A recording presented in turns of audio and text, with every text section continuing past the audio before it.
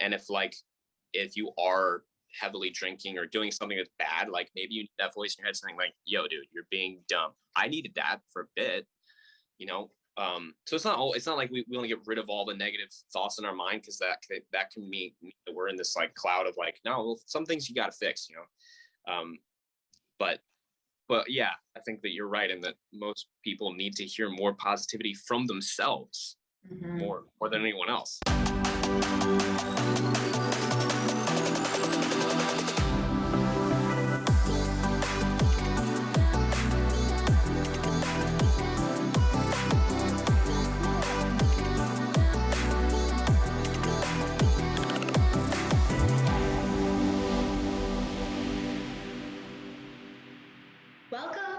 Welcome to this episode of Flourish or Fold, Stories of Resilience. I'm so super honored to be here with Chase Sterling Bell, singer, songwriter, musical extraordinaire. Chase, your name even sounds like a song. Chase Sterling Bell. I mean, it's like... Yeah, and only my mom calls me that, so... Yeah, Chase Bell. That's Sterling was always something I had to like. That's just an interesting name. It's silver, you know. Yeah, it's so nice to be here. It's nice to talk to you, Taryn. It's amazing to have you. You know, I'll tell you, I don't think I ever told you this. If both of my sons' names start with an S, my biological sons. I also have 3 bonus children whose names do not start with an S. But my 2 biological sons, their names start with an S. And I thought if I had a 3rd son, I would name him Sterling. It's a regal, you know. I've had one guy call me and he was like, "So what's your full name?" I was like, "Chase Sterling Bell," and he was like, "Oh, Sterling like your reputation, son." And I was like, "Oh yeah." Like an old school regal, like English lord name. So it's what it is. I love it. Well, Chase, I first got to know you in sort of this incredible moment where I came out to LA. I'd gone to an event. A mutual friend of ours had generously offered for me to stay at his home, and you and another person were there to like let me in at like 2 o'clock in the morning. And then we proceeded to have snacks, and I think we danced around at some point, and you played music, and we talked about, you know, what it means to be human, and, you know, sort of the state of the world today, and all things in between. And I want to say that was probably two years ago at this point. Time flies. Yeah. And you were considering moving out to LA or coming out at least a lot more. Yeah. But, yeah, that was a nice introduction. Immediate friendship. It was like, this girl's really cool. So I thought the same thing. I was like, this guy, he knows stuff. You know, I wanna stick around right here. And since then I've so appreciated your wisdom and your humility and your humanity and the way that you speak, you know, to the world, both I'll say in spoken message and in song. And so I've been so excited to get together with you and to have a conversation, because I'm always so invigorated by what we share and discuss together. And I'm really excited to like also kind of like take this microcosm that's so fulfilling to me and have an opportunity to share our dialogue with the world as well. Yeah, I'm excited. Flourish or Fold is being unfolded, and I'm excited to talk about it. Me too. So Chase, the idea of Flourish or Fold, as you know, is this idea that well-known people are telling their lesser well-known stories of resilience. Because so often we just sort of see the finished product for people, or we see the person on the stage, or we, you know, see the person who seems like they got it all together and like didn't even, sort of get dirty crawling under that barbed wire fence, right, through the mud to get to where they are. And it's so powerful to get to have a glimpse behind sort of these glossy photos and just talk about real life. And I'm curious to know for you, as you think about your experience so far, what would be a challenge that you would say that you faced that's profoundly or significantly formed the person you are today? It's a great one that comes to mind, that I was able to like tackle and be able to say like I wrestled that and I did a good job, right? Was when I was 19, I moved to London, and I had like a bag of suitcase that was not very nice type thing. It was just all I had was a suitcase basically. It wasn't a Prada suitcase. Anyway, so I went to London when I was 19. I was very excited. Was diving into my career in a new arena where I was able to not associate myself with people who I already knew so that I could recreate myself, which I think is one of the good things about moving out of where you are and moving into a new place. And anyway, so, and I had like 6 months where it was just really, really hard. I felt like I was putting in a lot of energy and could not seem to get much momentum in this new city. And my accent being an American wasn't helpful, whereas like an English person's accent here is certainly helpful, right? Yes, you get like 15 additional IQ points in the US, minimum right off the bat if you have a British or English accent. Right. Girls love you and like the whole thing kind of the whole works. nine. But anyway, so I went to London, and I knew I'm a songwriter, I'm an artist, and I have nothing to show yet, and I have and I kind of think that I have so much to learn. How can I ever like get into a studio and show people my music? Because I was aware of the fact that I had so much to learn, and like aware of how I just was obsessive when it comes to like learning instrumentation and music theory and how to write songs, how to be a band leader and how to be on stage and all that. But I was also like aware of how I haven't had a real life experience. I'm only 19 years old. Like, what do I have to give right now? So anyway, that was what I was tackling with. And then I don't know if you ever heard of Landmark Education.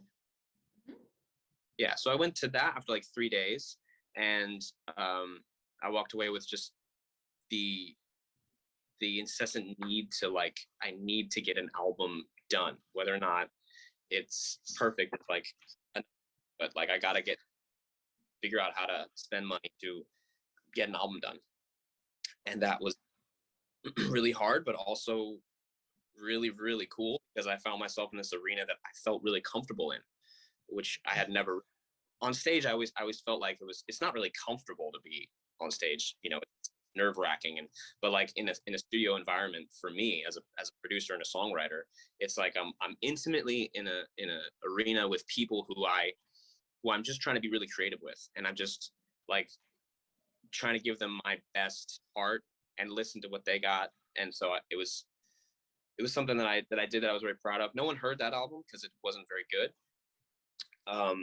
but it was the first one that I just got done, early on, that was helpful.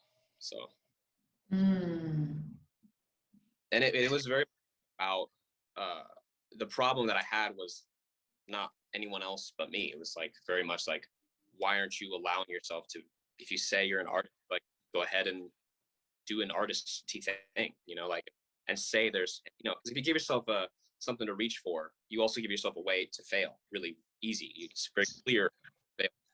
You gave yourself a goal.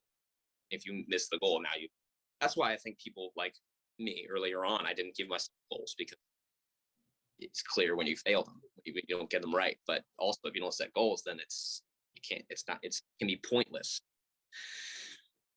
So that was the first album I did was a big one. And as you sort of look back on that time and that constellation of experiences and that sort of challenge that you faced, how do you feel like that has formed you today, or sort of what aspects of the learning and the formation of that challenge do you feel like you carry with you today? Um, well, the idea that you're going to be over your head, you know, Mm, okay, and like you're actually supposed to go a little bit deeper into the water than you kind of feel like you should be in, or otherwise, like how are you going to learn how to swim better, right? So um, that was how I felt then, and consistently I've felt like I'm going in deeper waters, but I also know how to swim better each time. So like, why play around in a shallow space? You know, and kind of freaks me out every time I do a new song. It's like it like I'm working on a song right now. It's called My Religion. It's just about how music is my religion, and I think that a lot of people turn to music because it explains something that can't be explained with words or intellectual stuff. It's a feeling, you know. It's something that we feel. It can be very powerful, and so that's really vulnerable for me. The song is so like it just speaks on what I really want to say, and I also feel mhm. like religion has such a positive and negative feel with our society. It's like I'm not trying to say it's like Christianity. I'm trying to say that I'm zealous for it in a good way, you know. Mm, So, mm, but so like every song I do has a little bit of that. I think it yeah. should a little bit of that, like feel good about it, but I'm also like this is potentially a little bit scary. Mm-hmm. Mm-hmm. Well, it's so interesting that you sort of share that, right? Because as you know, I think I'm doing a lot of work with both emerging and established artists on resilience and cultivating tools and um, ways of developing resilience to help artists be more sustainable over the course of their careers.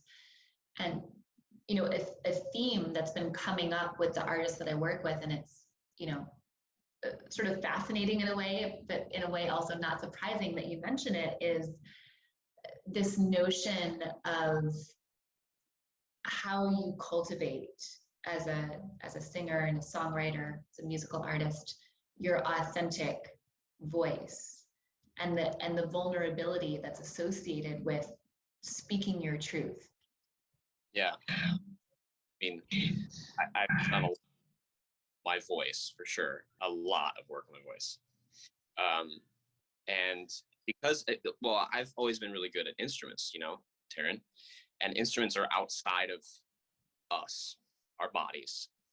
But Mm-hmm. that's easy for me. Like I'll pick up any instrument, give me a couple days, I can figure out something to make it feel really good.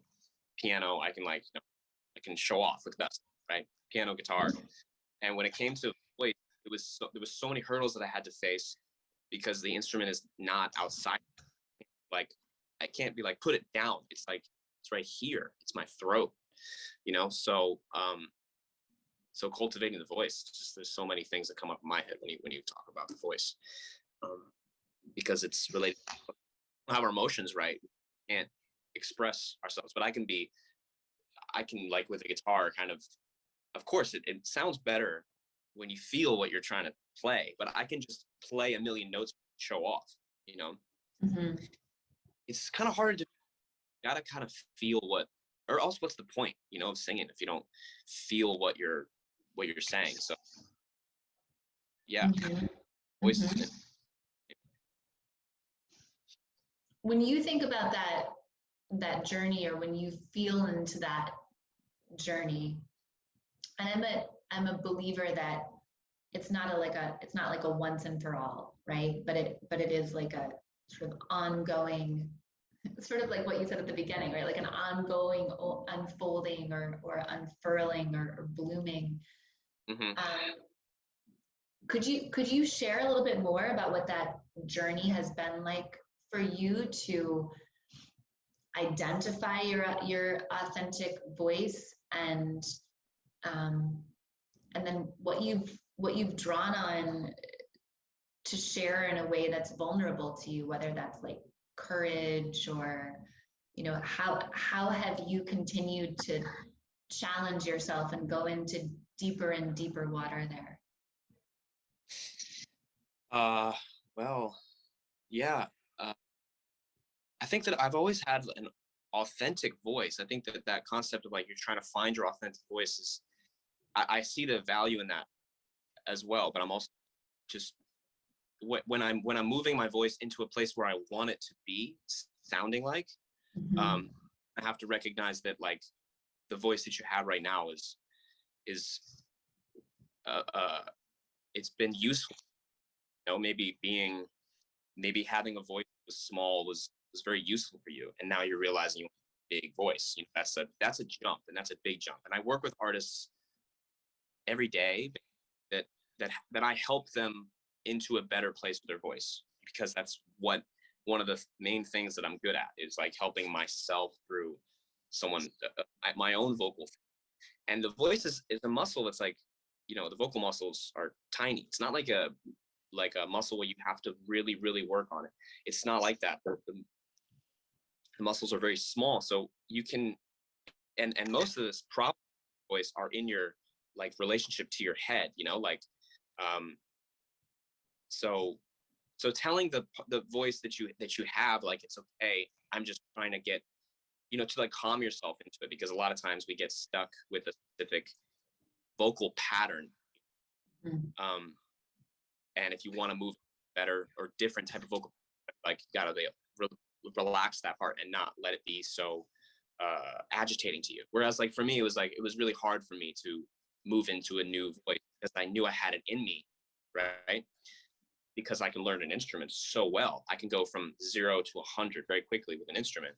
But with this instrument, it was like, I just don't like the way I sound.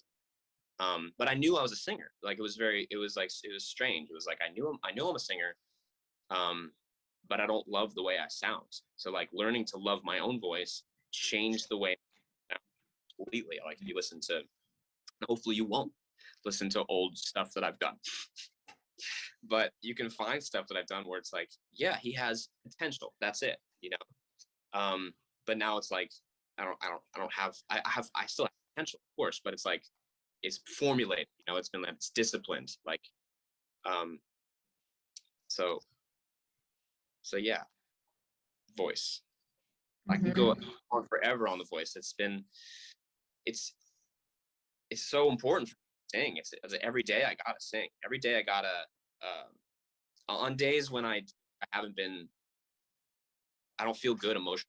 It's like, did you take 5 minutes just sing a song? Because like that's what you told Mm-hmm. me to do. So might as well do that. Yeah. I'm really I'm fascinated by what you just said, because what I heard you say was learning to love the way you sound, love the way your voice sounds, made your musical voice even more beautiful. Yeah. That's Yeah. powerful. Are you aware that your voice is very pretty and like gorgeous? My speaking voice? Yeah, like you have a very beautiful voice. Yes, I Okay. am. Mm-hmm. You're aware. Good to be aware. Yeah. Because like I thought I had a really bad voice, and I listened back to myself. I'm like, it's not that you have a bad voice, bro. Like it just, you want it to be better. It's different, you know?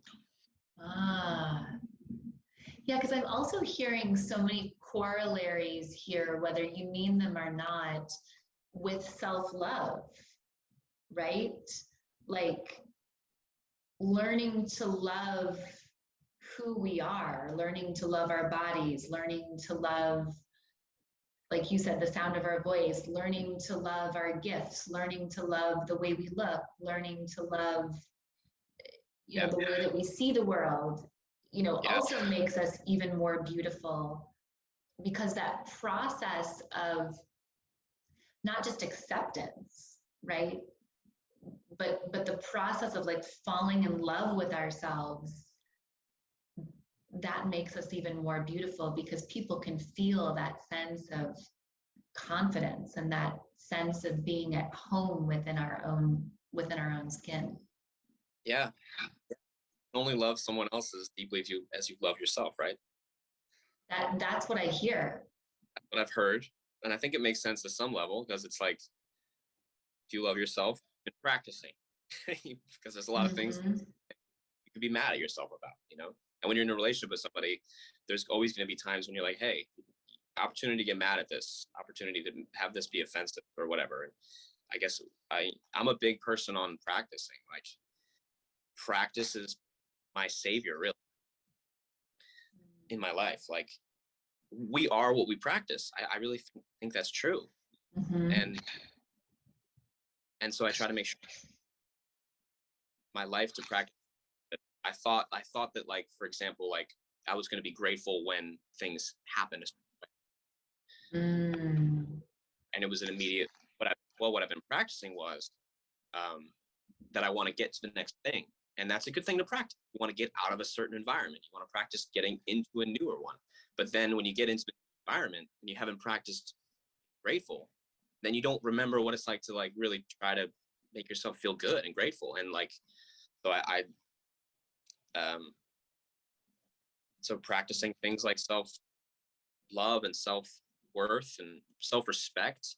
I think that people feel that when they come around you, they could be like, oh, okay, you respect yourself. Maybe you can respect me too, because, like, we're all human. Mm-hmm. Mm-hmm. Yeah, this is so fascinating, because I have this story I'm going to tell you. I've never told you this story. Cool. I haven't told most people this story. I'd forgotten about it in a way. And it's just been coming up for me again in the last year. And it's so sort of salient to this conversation. So, that I'm tall. Some people might even say, like, really tall. So I'm 5'11", and I was always the tallest. I promise this is going somewhere. I was always the tallest in each of my classes in elementary school and even into middle school. And we'll save the awkwardness of being super tall in adolescence for another time. But in choir or music class, what do they do with the tallest kids, right? Like, you're in the back of the risers. Yeah. You're, nosebleed section for you, kid. So I was, like, in the way back of the risers in choir. Well, in, like, 5th grade, we got this new girl in our school, and she was also quite tall. Not quite as tall as me, but tall. So now she and I are both in the back on these risers, and she didn't appear to be a very nice person. And so while we were singing in choir, she would, like, whisper into my ear, like, your voice sounds terrible. You're off key. You're the worst singer. It would just be better if you would lip sing, And so, like, I kept hearing this about my singing, and I internalized it. And I've never sung, basically, since 5th grade. Yeah, I remember. Did I tell you this? No, you didn't tell me that, Erin, and I love that. That was a really well portrayed story. That was good, because I think everybody's been through that, where someone's got your ear and they're saying things you don't want to hear. But I remember I was the first day I met you, I was trying to show off for you, and I was playing the piano and singing, and you're like, "That's amazing." I don't remember. You said something like, I don't remember songs," or something like that. Yeah. That's related to my dyslexia. That I have a hard time, or I essentially can't hear music in my head. I have to argue with you on that concept. You don't believe me? That down for, or I can explain to you how you do remember little tiny things, maybe not big things, but, like, one simple song, like, though a dear female. I'm just sure there's something in there that you can remember. Like, I could totally belt out, like, Mary Had a Little Lamb, or, like, my ABCs, like, right the heck now. Yeah. But let's say I don't hear novel music in my head. So when I say novel music, what I mean is I can't come up with a new song in my head the way that you can do that. And if you said to me right now, how does that song go that, you know, whatever it is, Yeah. I can't do it. Now, if you start singing a couple bars, then like I'll remember and I might be able to jump in with you a little bit, but I can't hear it. What happens with people with dyslexia, I won't take us too far down this trail, but people don't, dyslexia is a very broad category of learning disabilities. Everybody thinks it's like, you know, you transpose numbers and letters, which can be part of it, but there's also a lot of other things. And so some people with dyslexia, not all people, but some people with dyslexia, if you see them reading, even silently, you might see them moving their lips, because some people with dyslexia, again, not everyone, don't have that reading voice in their head, that voice that you hear in your head when you read a book. That's a thing that some people with dyslexia don't have. I do have the reading voice, and I haven't done a lot of research on this, but I think related to my dyslexia, I don't have the ability to hear music in my head, if that makes sense. Interesting. Yeah, tall woman, not quite as tall as you. You were still towering over her, and so she was whispering little nothings, literally nothings. Yeah, I mean, it wasn't like sweet nothings. It was like really sort of like bullying nothings in my ear. And yeah, I mean, looking back, absolutely. And so I believed her. I believed that she was right. And so I like stopped singing. No singing in the shower, no singing in the car. Like I didn't want to hear my own voice. I thought it was terrible, my own singing voice. And karaoke, absolutely not, right? And then it was about a year ago, maybe a little more, where all of a sudden I had a moment and I was like, wait, I've like believed this story about myself that isn't even my own story. It's something that someone else put in my head. And so I like signed up for voice lessons, and I took about 4 voice lessons, and I loved it. I absolutely loved it. And now, you know, what's so exciting, I don't know where this will lead, but I'm in a moment where what's coming to me is an opportunity to like really suffuse song and music with the work that I'm doing in resilience. And so I'm like, is that writing songs? Is that singing the songs? Is that sort of the full complement of what that looks like, or sort of partnering with musicians to do maybe like a multimedia kind of thing? So it's fascinating because I'm very much on that journey of like, I love my speaking voice, and I love the sound of my speaking voice, but my singing voice, I've been completely cut off from for, you know, probably more than 30 years. Wow. Well, that's cool. You get to dive back into it because there's a lot of benefits. You can feel really good.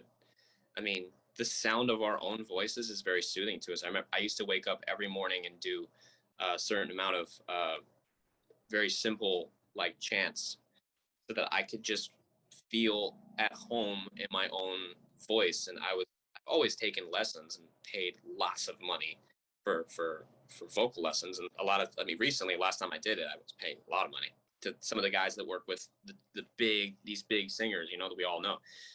And then I would tell an artist I'm working with, like, yeah, I just spent like that much money. They're like, why would you take voice lessons?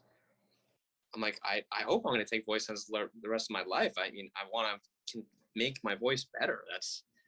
That's a thing. But yeah, I mean, when I was a kid, you know, growing up, I had that voice in my own ear telling me like I didn't have a good voice.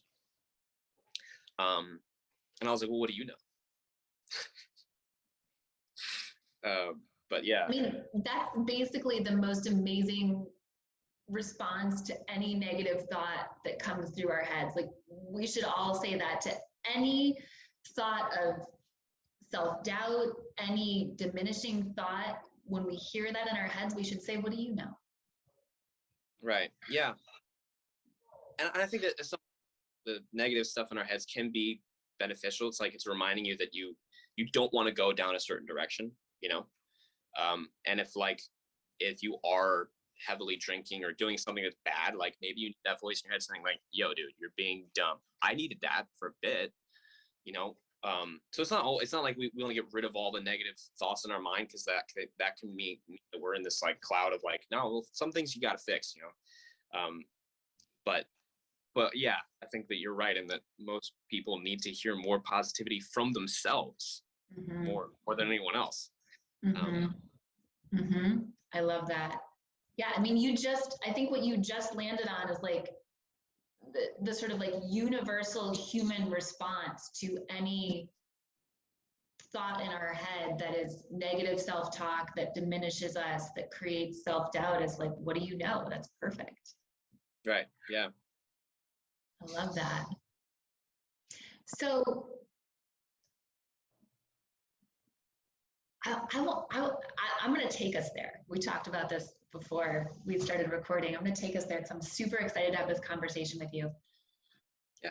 Something I've been thinking a lot about lately is this idea of self-comparison.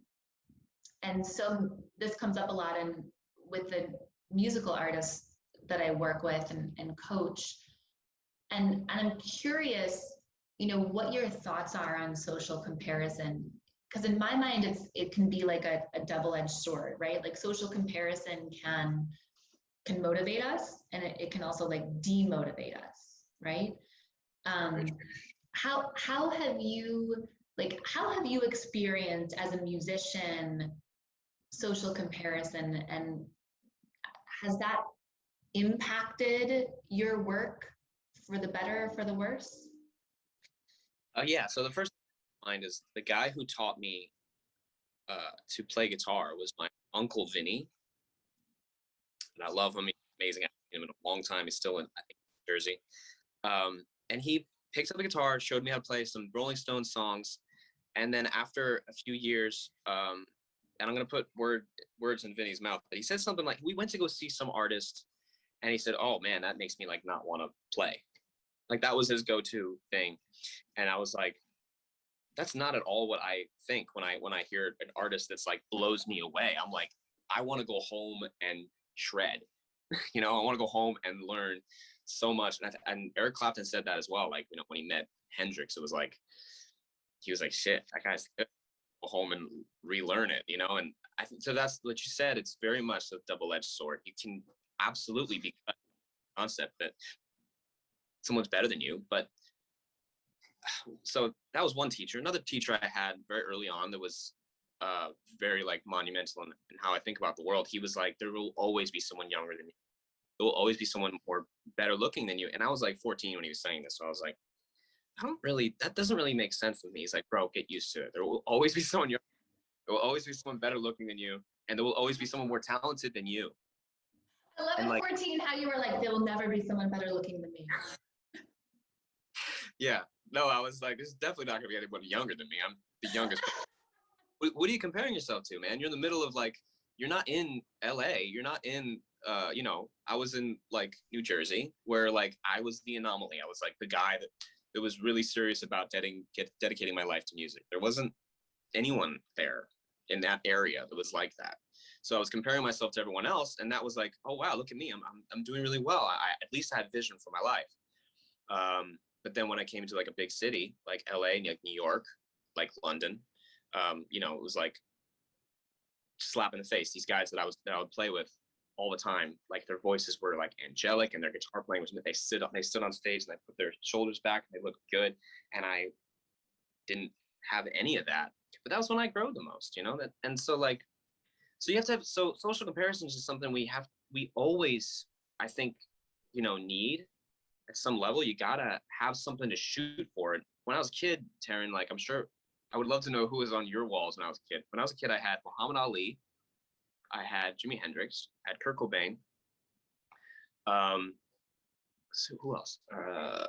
Yeah, Michael Jackson. You know, the Eagles. People's whose lives have been like fundamental, like they've done something with their life. That was a social comparison. I was looking up into that wall and looking at these people. It wasn't at all like it wasn't any negativity in it as a kid. It's just like that's something to be inspired by, you know. Um, and it's crap that like that I will never get at. That's maybe the drive on your toes, that makes you forward and want to get better and better and better, because like we can get better and better. You have no idea how much better you can get. Mm.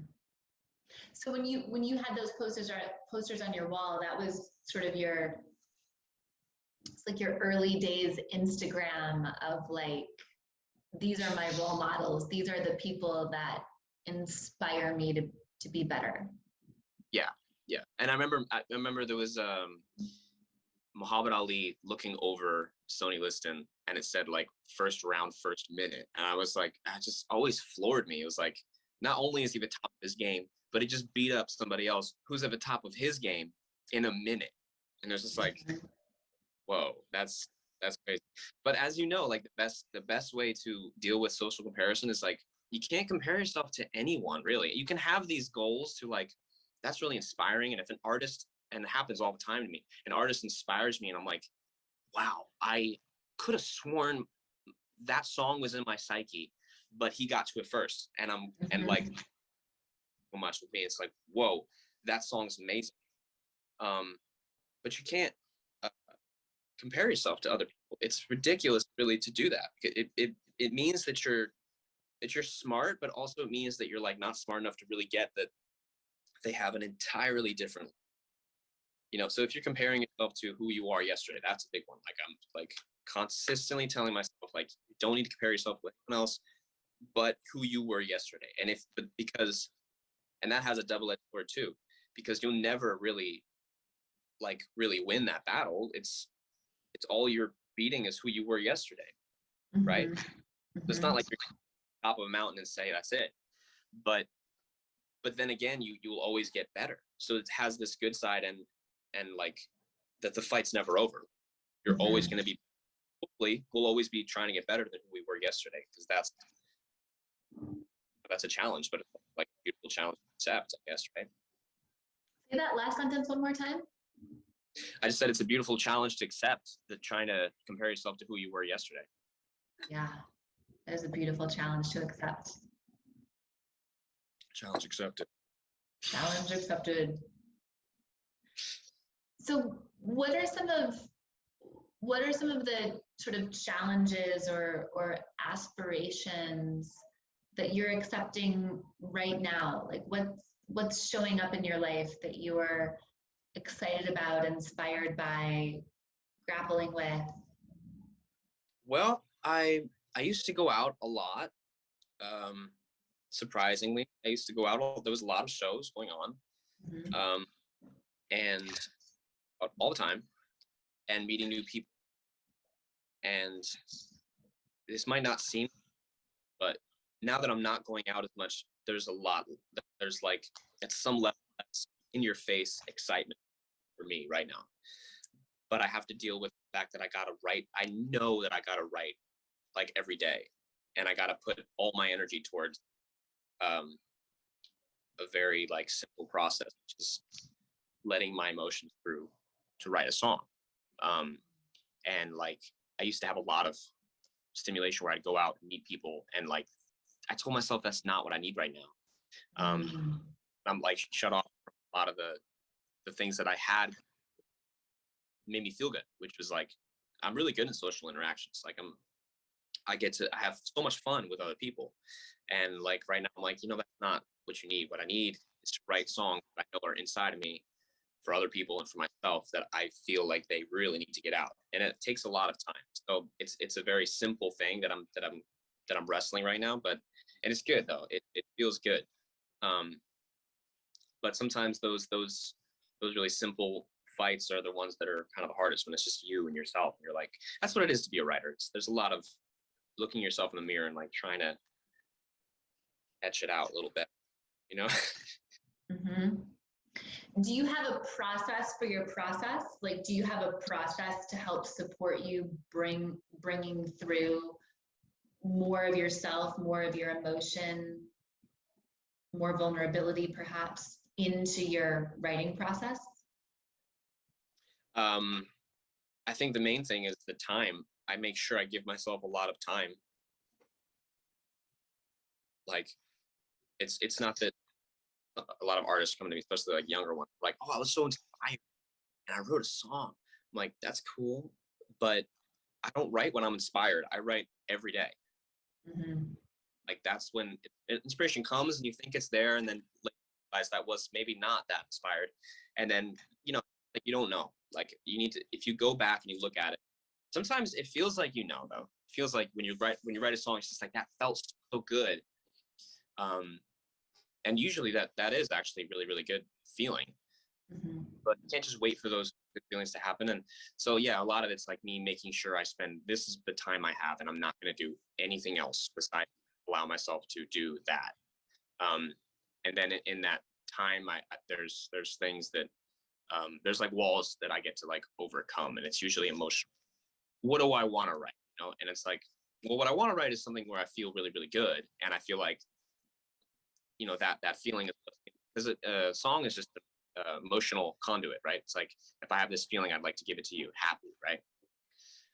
And hopefully you'd feel good about it too. But even if it's a sad song, it's still the same thing. It's like, hey, I felt this way, maybe you have too. But yeah, a lot of the emotional walls that I have to like overcome is like, I feel like this, but I want to write a song that feels like this, Mm-hmm. um, or, and so that's like that bridge that I get to like find a way through. Yeah. Or go with the flow. As you're talking, I'm thinking about an artist whose work I really appreciate, who's Matt Nathanson. And I Yeah. remember hearing an interview with Matt, uh, and he thought to himself, I'm gonna write, I'm gonna make this album, I'm gonna make this record with these like anthems, these like energizing, and so he sits down to start writing, and this like sad love song comes out, Mhm. and he's like, okay, good, I got that out of the way. Okay, back to the anthems, right? And another one, which led to his album. I think it's called like Matt Nathanson Sings His Sad Heart, because rather than being an album of anthems, it's an album of sad love songs about loss. And I love that story of being instructive of like, sometimes we think we're going to write one thing, right, and another thing or another series of things comes out, and maybe that's what we were meant to create in that moment. Yeah, makes total sense. When I'm writing with an artist, though, it's usually a little bit more like, I get to be the the musical understanding passes through me. Like, the artist has an idea, and I, as a producer, I just get to just like, okay, what I think what you mean harmonically, it would be like something like this. So it's really, really easy to write with someone else, especially if Mm-hmm. they're clear artist or visionary. Mm-hmm. I'm writing with myself or somebody else, as what I'm really going for is the big song, like big songs, so like whether they're anthemic or anything, but they're songs that are big. But writing with myself it's completely different, because I'm the artist and I'm the producer and I'm the songwriter, so I have to be all these different personalities, or like maybe different things. And once you get them all to lock in, it's kind of cool. Very cool. Yeah. What about the process, Chase, of creating with other artists? That can be a really vulnerable process for the artist, and perhaps even for you to be bringing out, right, this authentic voice, this like kind of core and raw elements of what they want to share. how do you sort of set up that process of collaboration or meet artists there in order to facilitate that collaboration?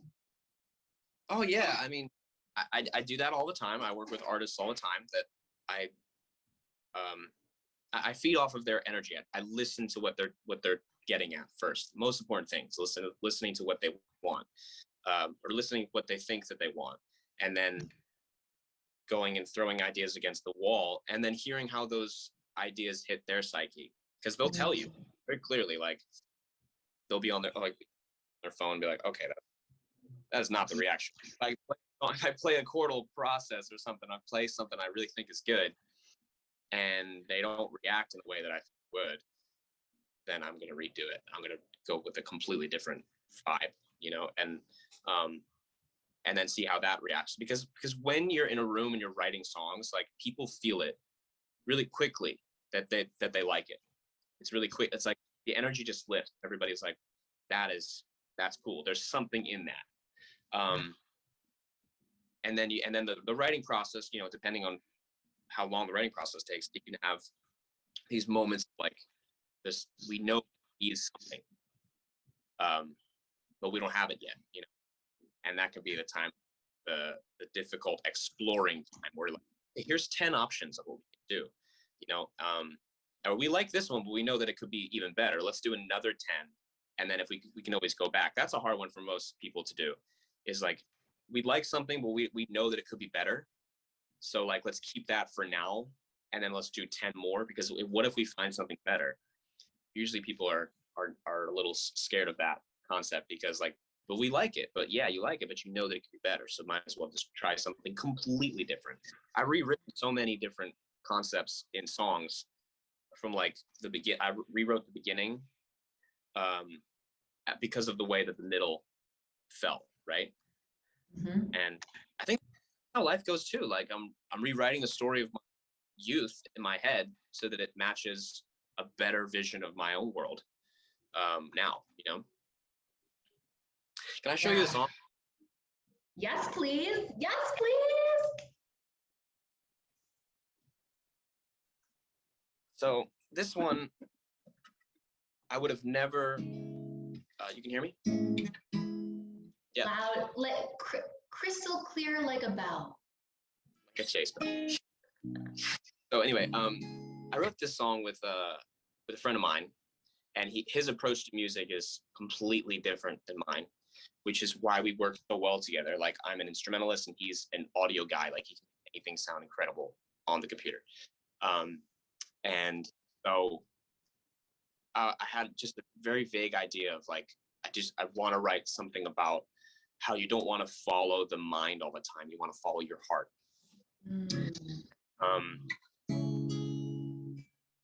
So I'll just sing the beginning. Free as a bird in the sky. It's okay, I fall, 'cause I know how to fly. Just like the clouds that blow by. I will never forget how to stay high. I look inside to the feeling leading me to the light. I don't know where I'm going, but my hope got me along for the ride. Oh, wherever I go, where my heart leads, I'll follow. Oh, wherever I go, where my heart leads, I'll follow. I'll follow. I'll follow. I'll follow. Where my heart leads, I'll follow. So the main thing about that, thanks. The thing that I got caught up on was like, that's something that I do sometimes. Right at the beginning of a chorus, I just try to find what the note is. I'm searching for a note. So I hit all these different notes. And that's what I was doing. I was like looking for a note. I was doing something like that. And he was like, that's really catchy, man. Go with that. And I was like, what do you mean go with that? Like, that was just some stupid idea that it would have come past my psyche completely if I hadn't been writing with somebody, you know? And he was like, no, that was really catchy. Do that again. Make it something that you say, like it's from the heart. It doesn't have a word, but it's clearly emotional. It clearly says confidence. It speaks confidence. Oh, you know, and like the song is kind of built off of that. It's built off of like a little bit of childish confidence. You know, I think the heart comes from the child within, right? Doesn't know any better, but also has the vision. You know, isn't locked into all the obstacles. It's just like wherever I go, my heart's gonna lead me, and I don't know exactly where. But like, it's also a little stupid to think that you do know where you're going at some level, because we don't. You know. So anyway, that's the song I just released. It's beautiful. Thanks, Taryn. Beautiful. I love the sound of the music, and I also love the message that, you know, well, as our mutual friend Harry says, right? The longest 18 inches that any human can travel is from their head to their heart. Yeah. And I mean, that song is for me about the importance, the magnitude of that journey. It's beautiful. Yeah, cool. Glad it feels like that. It's supposed to feel like that. Yeah. Well, Chase, what's your sort of best, if you think about the sort of best advice you've received, or like parting words that you want people to hear about love, about life, about resilience, facing challenge, following our heart instead of our mind, what would you tell us? I would say that you know what you need to do. So just take a couple seconds and do it, rather than being and not doing it, or saying you don't know. But you do know. You do know what you need. It's sometimes it's hard to like say that or really think that, because you're in a situation where you feel like you don't know, but there is some slight tiny little thing that you can do to make yourself maybe minusculely better. Just start with that then, because that'll get the ball rolling in the right direction. So it's like the minute things, you know, like when I wake up in the morning, the practice is like meditation and stretching and running or working out. And like a lot of times I'm like, do I need that today too? It's like, yeah, bro, you need that every day, because if you don't do that, you're gonna be like, just the day's gonna go by. You're gonna have like all these things happen, and then you're gonna be like, oh, I didn't work out, you know. So little things like that. Yeah. First of all, I love that you say bro to yourself in your head. Like, yeah, bro, you need that. I love your internal monologue. And Yeah. yes. and so powerful to rest in the knowing that we know what we need, what we have within us, what we need. It's not something we need to go searching for outside of ourselves. It's within. Yeah. True, Taryn. Well, Chase, for everyone who knows you, and maybe the couple of folks left on the planet who don't, where can we find more of you, of your music, of the bright light that you're sharing with the world? Well, I'm gonna be releasing songs the rest of the year. You can find me on Spotify, on Instagram, on TikTok, and Twitter, all those places. I'm doing some live shows on live sessions pretty soon, so setting that up for myself. But mainly I'm releasing acoustic version, like I just showed you, acoustic performances, songs that I've, you know, written that I feel like these are some of the best things I've written. So I'm releasing acoustic performances of these songs on my YouTube page. And yeah, I'm gonna be releasing songs the rest of the year.